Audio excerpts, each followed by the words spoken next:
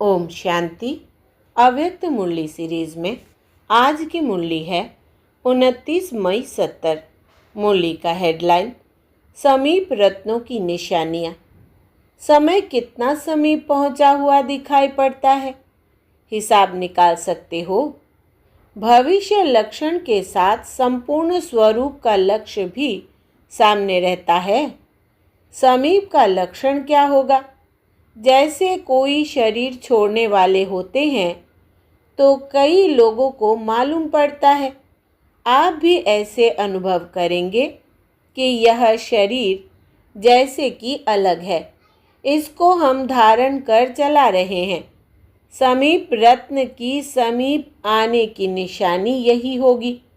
सदैव अपना आकारी रूप और भविष्य रूप सामने देखते रहेंगे। प्रैक्टिकल में अनुभव होगा।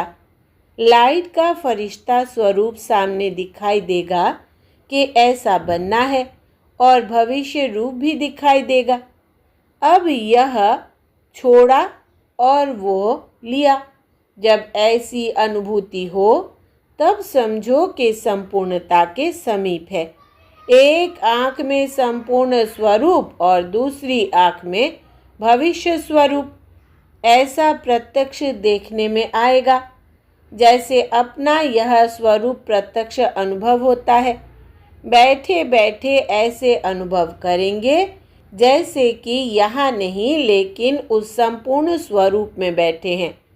यह पुरुषार्थी शरीर एकदम मर्ज हो जाएगा। वो दोनों इमर्ज होंगे, एक तरफ अव्यक्त, दूसरी तरफ भविष्य। जब पहले ऐसा अनुभव आप लोग करेंगे तब दूसरों को भी अनुभव होगा। जैसे एक वस्त्र छोड़कर दूसरा लिया जाता है, वैसे ही अनुभव करेंगे। यह मर्ज हो, वो इमर्ज होगा। यह भूलता जाएगा। इस अवस्था में विल पावर भी होती है।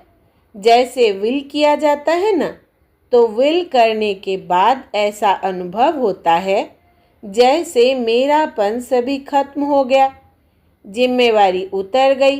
विल पावर भी आती है और यह भी अनुभव होता है जैसे सभी कुछ विल कर चुके। संकल्प सहित सब विल हो गए। शरीर का भान छोड़ना और संकल्प तब बिल्कुल विल करना, यह है माइट। फिर समानता की अवस्था होगी। समानता व संपूर्णता बात एक ही है। अभी यह चार्ट रखना है, वो चार्ट तो कॉमन है। यह 5 तत्वों का शरीर होते हुए भी लाइट स्वरूप अनुभव करेंगे। सुनाया था ना कि लाइट शब्द के अर्थ में भी अंतर होता है। लाइट अर्थात हल्कापन भी होता है और लाइट अर्थात ज्योति भी कहा जाता है। बिल्कुल हल्कापन अर्थात लाइट रूप हो चल रहे हैं। हम तो निमित्त हैं। अव्यक्त रूप में तो हर बात में मदद मिलती है। अच्छा, अब पार्टियों से मुलाकात। पहला, सभी का पुरुषार्थ ठीक चल रहा है? किस नंबर का लक्ष्य रखा है? फर्स्ट नंबर के लिए मालूम है क्या करना पड़ता है? फर्स्ट नंबर लेने के लिए विशेष फास्ट रखना पड़ता है। फास्ट के 2 अर्थ होते हैं। एक, फास्ट अर्थात व्रत को भी कहा जाता है। तो विशेष कौन सा व्रत रखना है? पवित्रता का। यह व्रत तो कॉमन है। यह व्रत तो सभी रखते हैं।